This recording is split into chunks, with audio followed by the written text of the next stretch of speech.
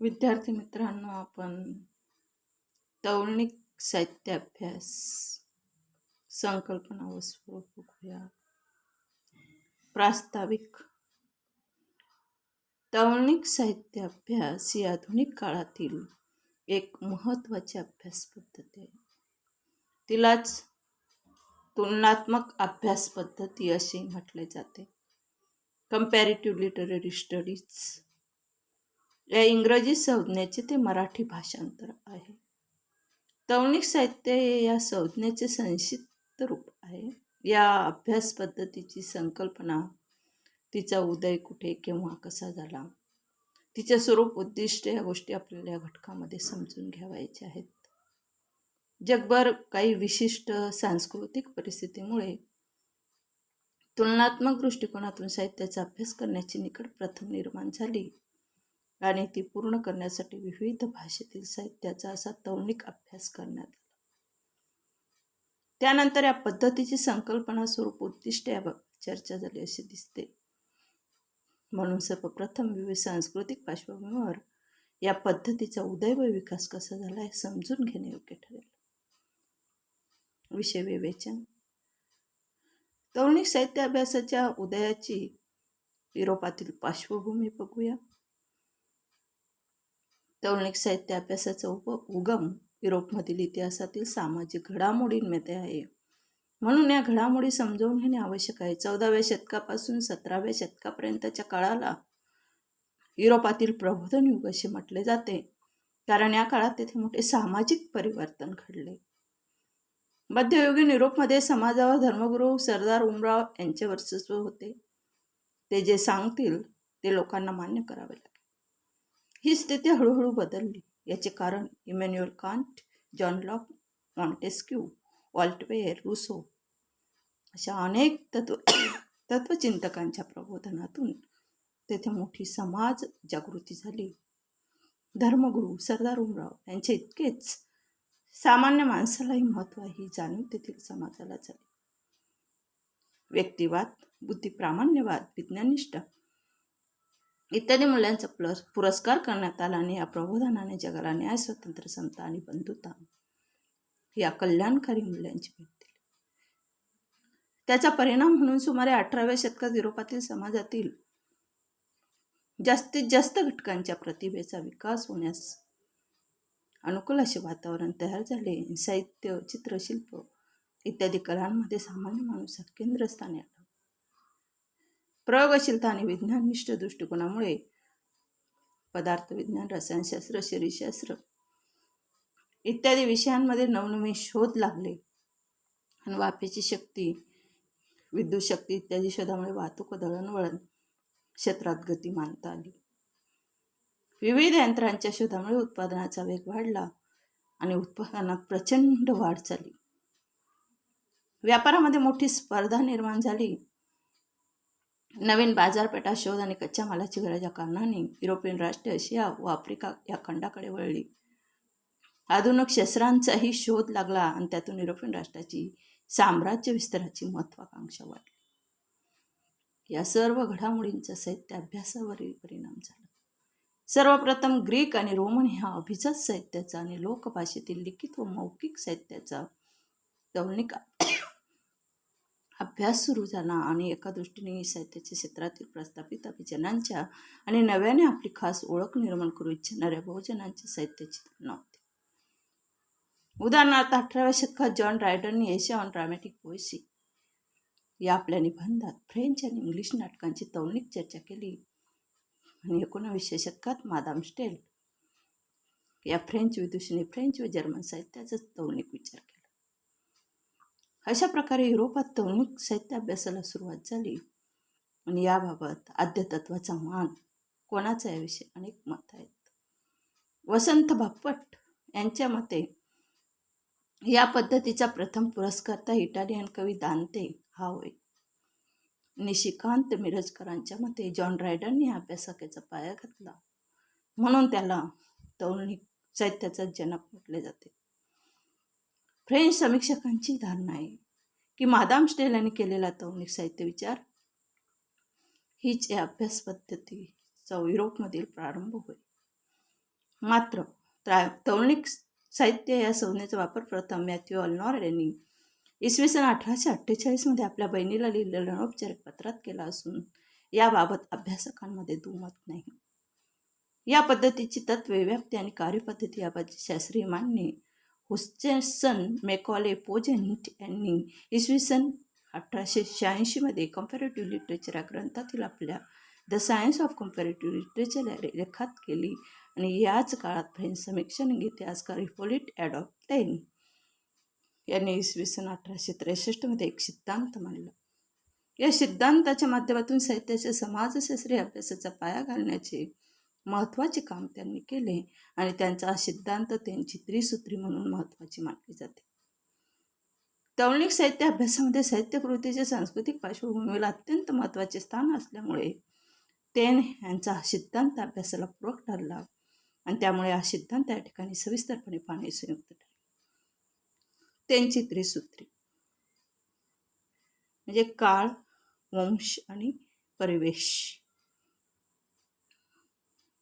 व्यक्तीचे खाजगी जीवन आणि सामाजिक जीवनात परस्पर संबंध असतो. साहित्यिक हा सुद्धा समाजाचा एक घटक असतो. तो ज्या साहित्याची निर्मिती करतो त्या साहित्याचे माध्यम म्हणून वापरली जाणारी भाषा समाज निर्मित असते. सामाजिक वास्तव हे त्या साहित्याचे आशय द्रव्य असते. साहित्य निर्मिती हा सुद्धा सामाजिक व्यवहाराचाच भाग असतो. समाजशास्त्रीय व तौलनिक साहित्य अभ्यासाचे गृहीतक आहे. अशा प्रकारच्या साहित्य विचाराचा प्रारंभ तेन यांनी केला. साहित्यकृती ही काळ, समाज आणि परिवेश यांची निर्मिती असते. हा सिद्धांत त्यांनी हिस्ट्री ऑफ इंग्लिश लिटरेचर या ग्रंथामध्ये इसवी सन 1863 मांडला. या सिद्धांताचे सविस्तर विवेचन पुढील प्रमाणे आपण बघूया. काळ, द मोमेंट. साहित्यिक हा समाजाचा एक घटक म्हणून जगत असताना तो ज्या काळात जगतो त्या काळाचा परिणाम त्याच्या अनुभवांवर व त्याकडे बघण्याच्या त्याच्या दृष्टिकोनावर होत असतो. प्रत्येक काळाचा एक खास गुणधर्म असतो, त्याला युगधर्म असे म्हणतात. साहित्यिक आपल्या काळाचा युगधर्म कळत नकळत शिकवून लिहित असतो. उदाहरणार्थ भक्ती हा मध्ययुगीन भारतीय समाजाचा युगधर्म होता. त्यामुळे या काळातील बहुतांश साहित्य भक्ती या विषयावरच होते.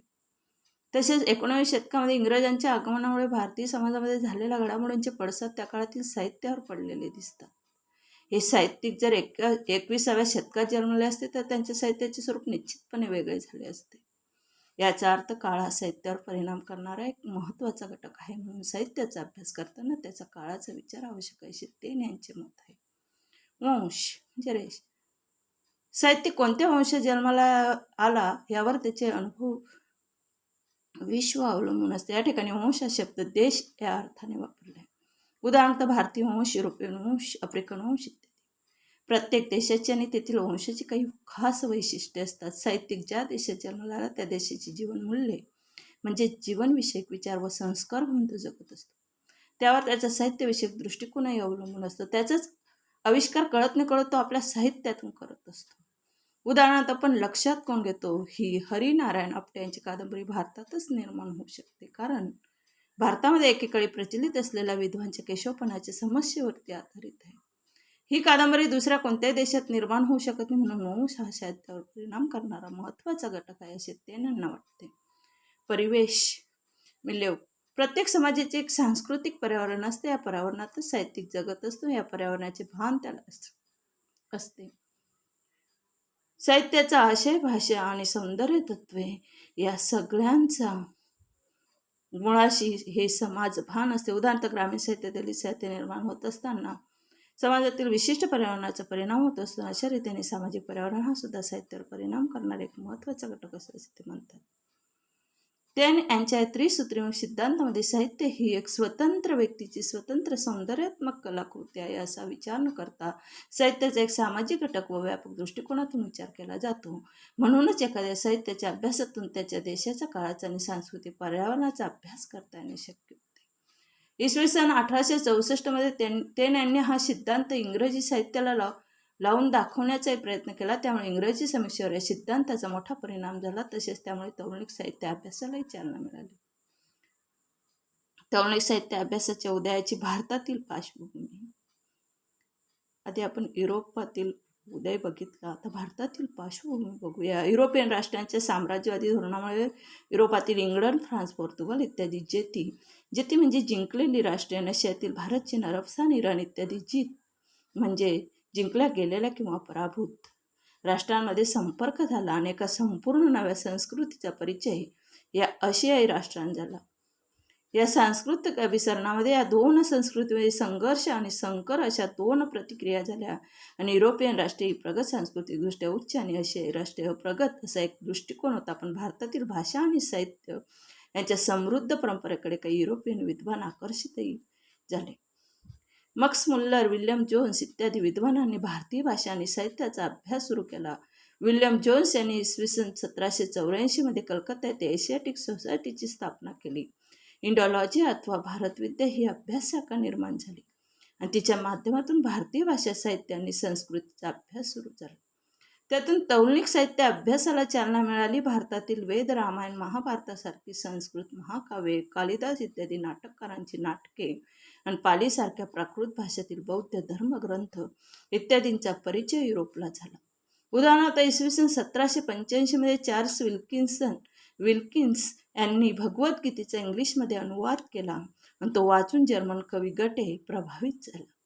त्याने आशियातील श्रेष्ठ साहित्याचा युरोपला परिचय करून दिला आणि राष्ट्रात केवळ व्यापारात देवाणघेवाण होता कामा नये, तर त्याचबरोबर साहित्यिक देवाणघेवाण हवी असा संदेश त्यांनी दिला. त्यासाठी त्याने विश्व साहित्य ही संकल्पना मांडली.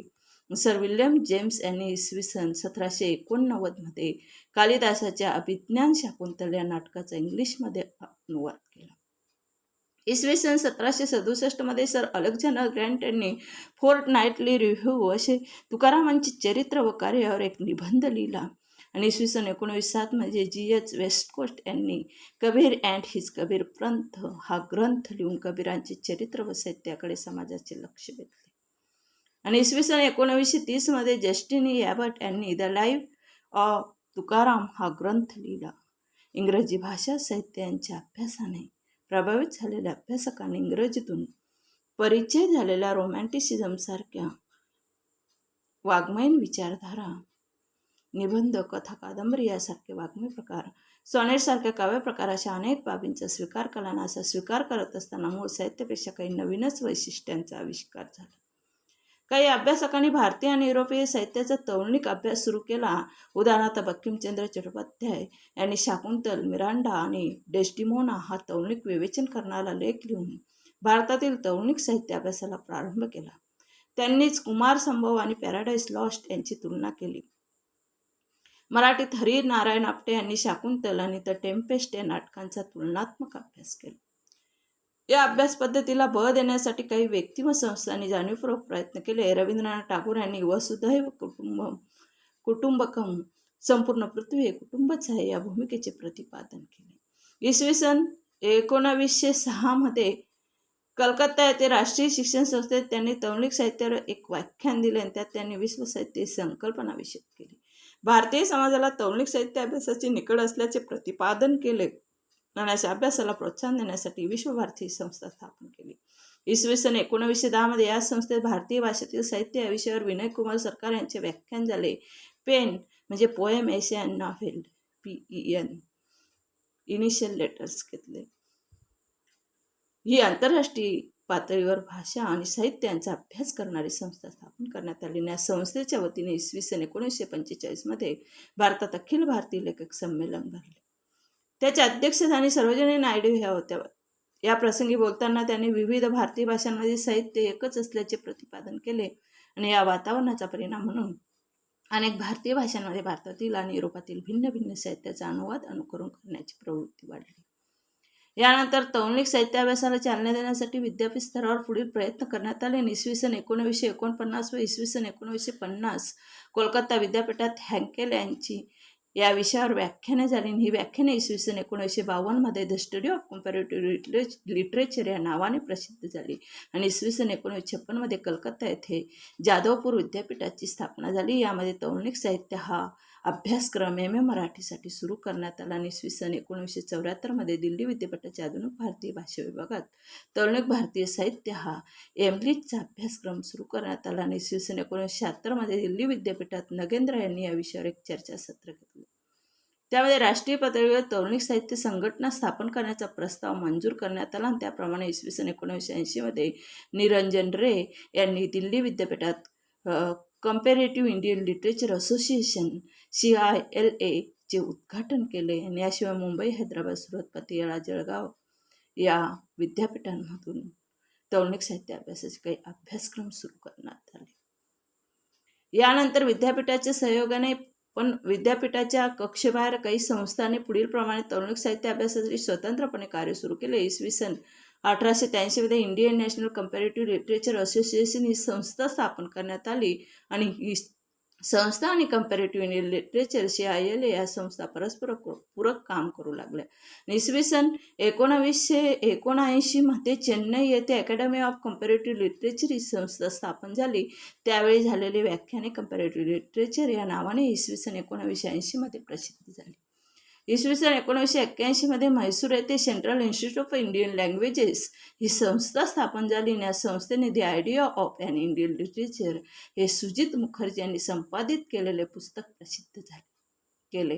आणि इसवी सन 1984 तिरुअनंतपुरम येथे कंपॅरेटिव्ह लिटरेचर सोसायटीची स्थापना करण्यात आली. आणि इसवी सन 1985 मदुरै येथे द्रविडियन कंपॅरेटिव्ह लिटरेचर असोसिएशनची स्थापना करण्यात आली. इसवी सन 1986 दिल्ली येथील साहित्य अकादमीने भारतीय साहित्याचा एकात्म इतिहास हा प्रकल्प हाती घेतला. आणि दिल्ली येथील साहित्य अकादमीने भारतीय साहित्याचा एकात्म इतिहास हा प्रकल्प हाती घेतला आणि त्यातील 2 खंडांचे लेखन शिशिर कुमार दास यांनी केले. आणि इसवी सन 1987 शिमला येथील Indian institute of advance studies या संस्थेने तौलनिक साहित्य अभ्यासावर आठवड्याचे चर्चासत्र घेतले. त्यातील शोध निबंध comparative literature theory and practice या ग्रंथात प्रसिद्ध करण्यात आले. अमेय देव आणि शिशिर कुमार दास यांनी त्यांचे संपादन केले. इसवी सन 1988 CILA म्हणजे कंपॅरेटिव्ह इंडियन लिटरेचर आणि INCL म्हणजे Indian national comparative literature association या दोन्ही संस्था एकत्र येऊन CLAI comparative literature association of India ही संस्था साकार झाली. तिच्या वतीने कोट्टायम केरळमध्ये, दिल्ली विद्यापीठ हैदराबाद आणि तिरुअनंतपुरम येथे 1980 ते 2001 या काळात 5 परिषदा घेतल्या. आणि शिवाय साने गुरुजी यांचे आंतरभारतीय भारतीय विद्याभवन, दक्षिण भारतीय ग्रंथ प्रतिष्ठान, साहित्य अकादमी, नॅशनल बुक ट्रस्ट, गणेश देवी यांची भाषा अकादमी या संस्था तौलनिक साहित्यामध्ये कार्य करीत आहेत. राष्ट्रीय पातळीवर तौलनिक साहित्याबाबत इतक्या घडामोडी घडत असताना महाराष्ट्रात मात्र या बाबत काहीशी निष्क्रियता दिसते. म्हणून मुंबई विद्यापीठात गुरुदेव टागर हे तौलनिक साहित्यासाठी निर्माण केलेले अध्यासन आहेत. पण तेथे याबाबत फारशी कामगिरी झालेली दिसत नाही. याबाबत निशिकांत मिरजकर यांनी मांडलेले निष्कर्ष पुढील प्रमाणे आहे. त्यांच्यामध्ये जागतिक आणि राष्ट्रीय पातळीवर तौलनिक साहित्य अभ्यासाच्या घडामोडींचे पडसाद मराठीमध्ये फारसे उमटले नाही. तौलनिक साहित्य अभ्यास ही संकल्पना व समीक्षा पद्धती याविषयी नेमके स्पष्ट व निपक्षपाती विवेचन करणारे एकही पुस्तक मराठीत नाही. जी काही आहेत ती अर्धवट ज्ञानाने, चुकीच्या गृहीतकांनी अनाठही अभिवेशाने ग्रस्त आहेत. मात्र तौलनिक साहित्य समीक्षेच्या उपयोजनाचे मात्र काही उत्तम प्रयत्न मराठीत झालेले आहेत. सध्या काही विद्यापीठांमध्ये पदव्युत्तर विभागासाठी तौलनिक साहित्य अभ्यास हा एक ऐच्छिक अभ्यासक्रम नेमलेला दिसतो. याबाबत विद्यापीठ संस्थात्मक पातळीवर जरी असमाधानकारक परिस्थिती असली तरी काही अभ्यासकांनी वैयक्तिक पातळीवर काही ग्रंथ लिहून तौलनिक साहित्य अभ्यासाबाबतची सैद्धांतिक मांडणी व समीक्षा पद्धतीचे उपयोजन केले आहे. यामध्ये वसंत बापट, निशिकांत मिरजकर, आनंद पाटील यांनी या समीक्षा पद्धतीचे विवेचन करणारे ग्रंथलेखन केले आहे. तसेच आनंद पाटील, वसंत आबाजी डाके यांनी या पद्धतीचे प्रत्यक्ष उपयोजन करून समीक्षा केली आहे. अशा पद्धतीने जागतिक, राष्ट्रीय व प्रादेशिक पातळीवर तौलनिक साहित्य अभ्यासाचा उदय आणि विकासाची प्रक्रिया जाणून घेतल्यानंतर आता आपण तौलनिक साहित्य अभ्यास ही संकल्पना समजून घेणार आहोत. तुलना या शब्दामध्ये मूळ धातू क्रियापद जे तुळ ने हा आहे त्याचा मराठी उत्पत्ती कोशात दिलेला अर्थ आहे वजन करणे, मोजणे, बरोबर मांडणे. या क्रियापदापासून तुलना हे नाम तयार झाले आणि त्याचा याच कोशात दिलेला अर्थ आहे साम्य, सारखेपणा, वजन करणे. तुलना या शब्दाचा इंग्रजी प्रतिशब्द आहे. कंपॅरिझन हा शब्द टू कम्पेअर या क्रियापदापासून बनलेला आहे. क्रियापदाचा ऑक्सफर्ड इंग्लिश डिक्शनरीमध्ये दिलेला अर्थ आहे एस्टिमेट, मेजर और नोट द सिमिलरिटीज और डिसिमिलरिटीज बिटवीन, लायकन्स समथिंग टू और have specified relationship with another thing और पर्सन. या ठिकाणी तुलना या शब्दाचा अर्थ स्थूलमानाने हिशोब करून मोजमाप करणे, साम्यभेदाची नोंद घेणे, अन्य कोणत्या तरी वस्तू किंवा व्यक्तीशी असलेले साम्य किंवा वैशिष्ट्यपूर्ण संबंध दर्शवणे आणि मूल्यमापन करणे असं आपण लावू शकतो. तुलना करणे हा मानवी मनाचा सहज स्वभाव आहे. तुलना केल्याशिवाय त्याला विचार करणे, काही एक निष्कर्ष काढणे, त्या आधारे कोणता तरी निर्णय घेणे तर मानसिक क्रिया करता येणार नाही. ज्ञान मिळवण्यासाठी तर तुलना आवश्यकच असते. त्यामुळे प्रत्येक माणूस सतत जाणता अजाणता तुलनाच करत असतो. अशा प्रकारे तुलना ही मानवी विचार विश्वाला व्यापून उरणारी व सहज सुलभ प्रक्रिया असली तरी सूक्ष्म पातळीवर अधिक चिकित्सा अनेक अभ्यासकांनी केली आहे. त्यापैकी WJT मिशेल यांचे याबाबतचे विवेचन आता आपण पाहणार आहोत. मिशेलचे तुलनाविषयी 3 सिद्धांत आहे. विल्यम जॉन थॉमस मिशेल हे अमेरिकेतील शिकागो युनिव्हर्सिटीमधील इंग्लिश आणि कलेचा इतिहास या विषयाचे प्राध्यापक. त्यांनी चित्रकला, साहित्य, वास्तुकला, विज्ञान अशा विषयांवर आंतरविद्याशाखी विवेचन करणारे अनेक ग्रंथ लिहिले आहेत. त्यांनी तुलनेबाबत सूक्ष्म विश्लेषण केलेले आहे. त्यांच्या मते आपण जेव्हा 2 गोष्टींची तुलना करतो तेव्हा 3 शक्यता असतात. जेव्हा अ व ब मध्ये तुलना करायची असते तेव्हा 3 विधाने संभवतात. अ हा ब पेक्षा मोठा आहे, अ हा ब पेक्षा लहान आहे, अ हा ब च्या बरोबरीचा आहे. यालाच त्रिभाजन नियम असे म्हटले जाते. अ हा ब मधील साम्याबरोबर 2 प्रकारे त्यातील भेदही दर्शवता येतो. याचा अर्थ तुलना म्हणजे केवळ साम्य शोधणे नसते. ज्या बाबी समान दिसतात त्यातील भेद शोधणे, ज्या बाबी भिन्न दिसतात त्यामध्ये साम्य शोधणे, अशी दुहेरी प्रक्रिया. तुलनेचे 3 प्रकार मिचेल यांनी पुढील सिद्धांतामध्ये सांगितले. जाणीवरूपी म्हणजे संवेद्य तुलना. जाणीव म्हणजे ज्ञान. हे ज्ञान मिळवण्यासाठी निसर्गाने माणसाला डोळे, कान, नाक, जीभ, त्वचा इंद्रिय दिले आहेत. या ज्ञानेंद्रियाच्या माध्यमातून जी अनुभूती होते तिला संवेदना म्हणजे जाणीव असे म्हणतात. अशा संवेदनाच्या म्हणजे जाणीवांच्या तुलनेला संवेद्य तुलना असे म्हणतात. अशा संवेदनाच्या माध्यमातून ज्ञान मिळवत असताना माणूस कळत नकळत तिच्यासारखा अन्य एका किंवा अनेक संवेदनाशी तुलना करत असतो. अशा तुलनेला मिशेल यांनी जाणीवरूपी किंवा संवेद्य तुलना असे म्हटले. उदाहरणार्थ, डोळे झाकून चाफ्याच्या फुलाचा सुगंध ओळखताना मनामध्ये त्या सुगंधाची अनुभवलेल्या इतर फुलांच्या सुगंधाची तुलना केली जाते आणि त्यातील साम्यभेद लक्षात घेऊन मन हा चाफ्याच्या फुलाचा सुगंध आहे असा निर्णय देते. अर्थात ही प्रक्रिया अत्यंत सूक्ष्म आणि गतिमान असते. बऱ्याचदा ती न कळत होते. याच प्रकारे विविध प्रकारच्या दृश्य, प्रतिमा, आवाज, चवी, स्पर्श यांचे ज्ञान माणसाला होत असते. अशावेळी होणाऱ्या तुलनेला जाणीवरूपी संवेद्य किंवा आकलात्मक तुलना असे मिचेल म्हणतात. विवेचक तुलना. विवेचन करणे म्हणजे एखाद्या गोष्टीचे तारतम्याने सर्वांगीण विचार करून उलगडा किंवा स्पष्टीकरण करणे. 2 वस्तूंमधील साम्यभेद शब्दाच्या साहाय्याने स्पष्ट करणे म्हणजे विवेचक तुलना असे मिचेल म्हणतात. अशी तुलना करण्यासाठी विविध अर्थालंकाराचा उपयोग केला जातो. उपमा हा त्यातील प्रमुख अलंकार होय. 2 गोष्टींमधील साम्य वर्णन करण्यासाठी उपमेय म्हणजे ज्याची तुलना करायची ते. हे उपमानासारखे म्हणजे ज्याच्याशी तुलना करायची त्याच्यासारखे आहे असे वर्णन केले जाते. उपमेय आणि उपमान यांच्यातील साम्याच्या वाढत्या तीव्रतेनुसार उपमेयातून उत्प्रेष, रूपक, दृष्टांत, अपनुती, अन्वय, व्यक्तिरेख असे अलंकार निर्माण केले जातात. उदाहरणार्थ, मुख हे उपमेय आणि चंद्र हे उपमान याचा विचार करून निर्माण होणारे विविध अलंकार पाहूया. मुख हे चंद्रासारखे असे म्हटले की उपमा. मुख हा जणू चंद्रच आहे असे म्हटले की उत्प्रेक्षा. मुख हे मुख नव्हेच, हा चंद्रच, हा तर चंद्रच असे म्हटले की अपनुती. मुख हाच चंद्र असे म्हटले की रूपक.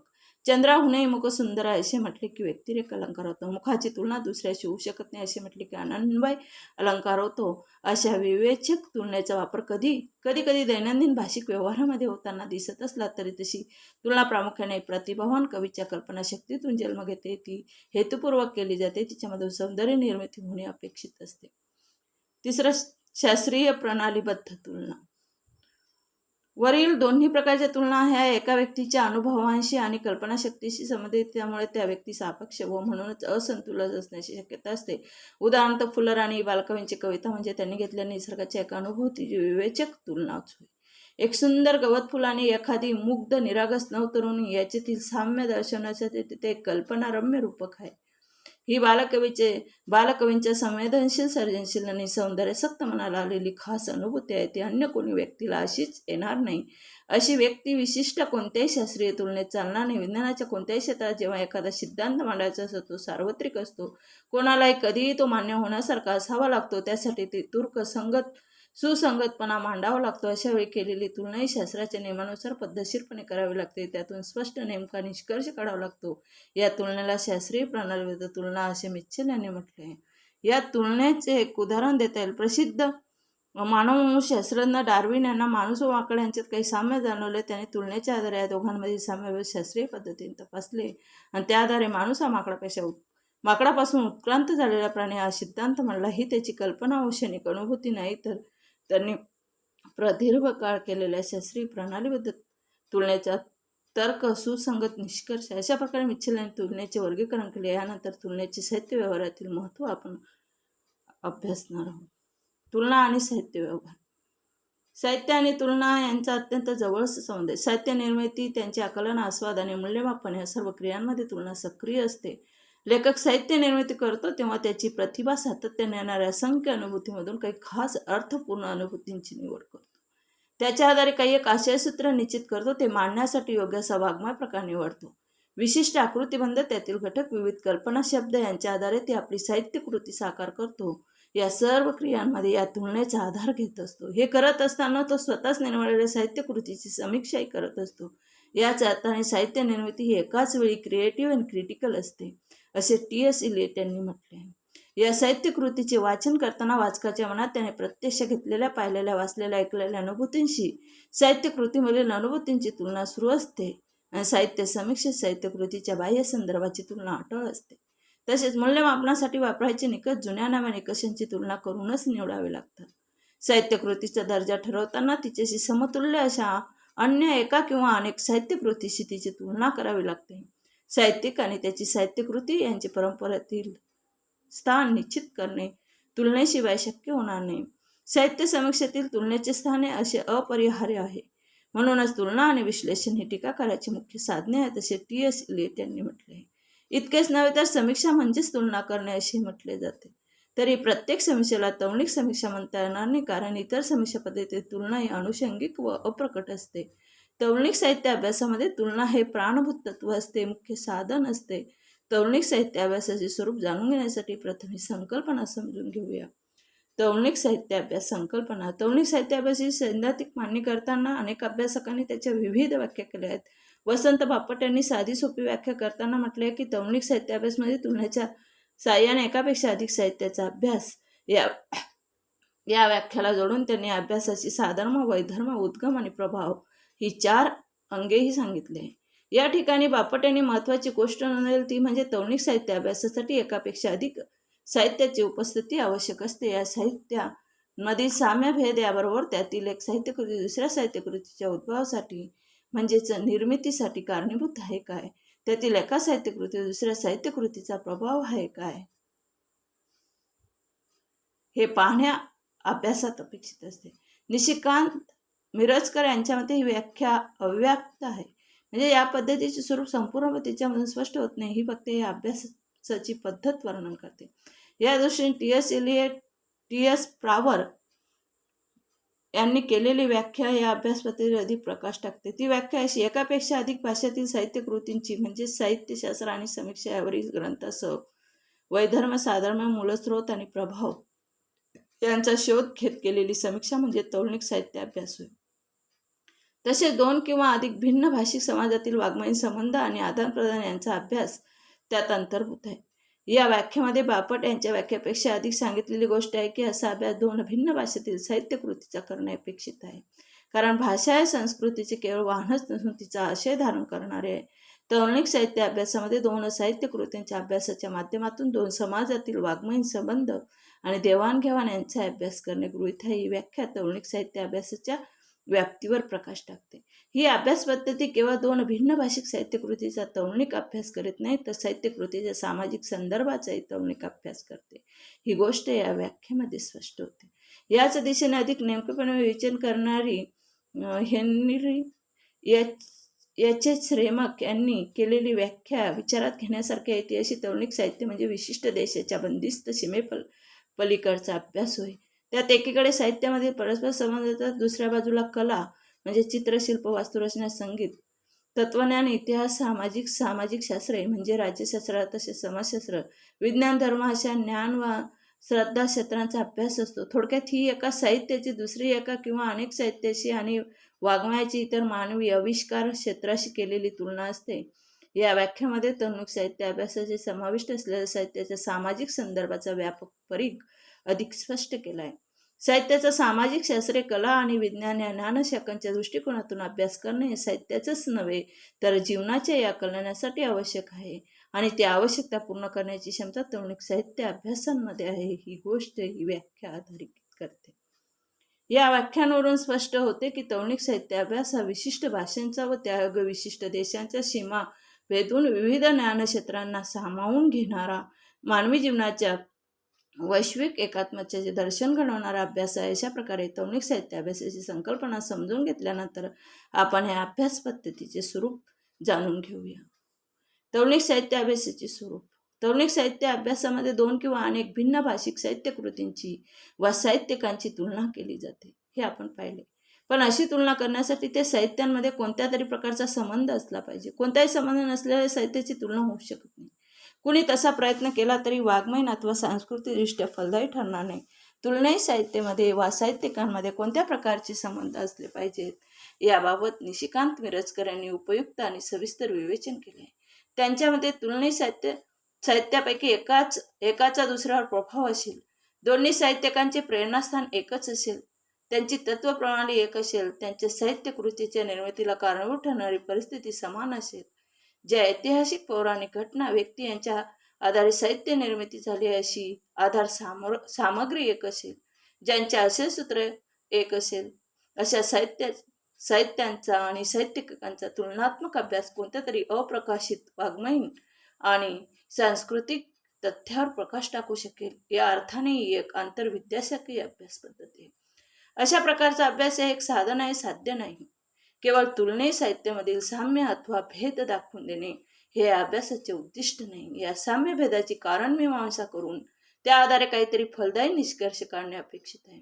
या तुलनेचा उपयोग करून कोणत्याही साहित्यिक व साहित्यकृती श्रेष्ठ किंवा कनिष्ठ ठरवणे हे अभ्यासाचे उद्दिष्ट असू नये. तुलनाकाराची व्यक्तिगत विचारसरणी, आवड निवड किंवा पसंत नापसंती, अभिनिवेश यांना येथे स्थान नाही.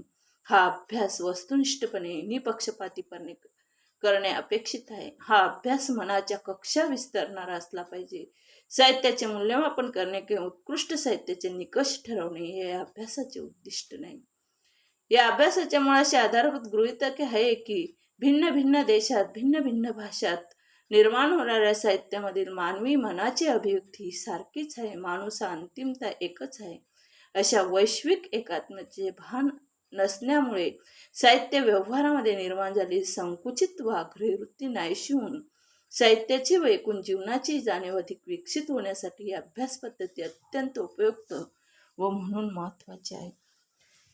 समारोप.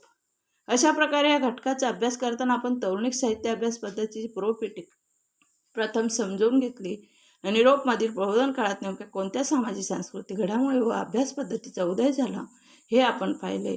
या अभ्यास पद्धतीचा विकास करण्यासाठी तेथील विविध अभ्यासकांनी मांडलेले महत्त्वाचे सिद्धांत अभ्यासले. युरोपातील साम्राज्यवादाचा परिणाम म्हणून भारतात त्या अभ्यास पद्धतीच्या उदयासाठी अनुकूल परिस्थिती कशी निर्माण झाली हे पाहिले आणि या अभ्यास पद्धतीला चालना देण्यासाठी विविध व्यक्ती आणि संस्थांनी कोणते योगदान दिले हे जाणून घेतले. अनेक अभ्यासकांनी निर्धारित केलेली अभ्यास पद्धतीची संकल्पना, स्वरूप व महत्त्व समजावून घेतले आणि या घटकाच्या अभ्यासामुळे तुमचा साहित्यविषयक व जीवनविषयक दृष्टिकोन अधिक व्यापक व परिपक्व होईल याची शंका नाही. स्वयं अध्ययन.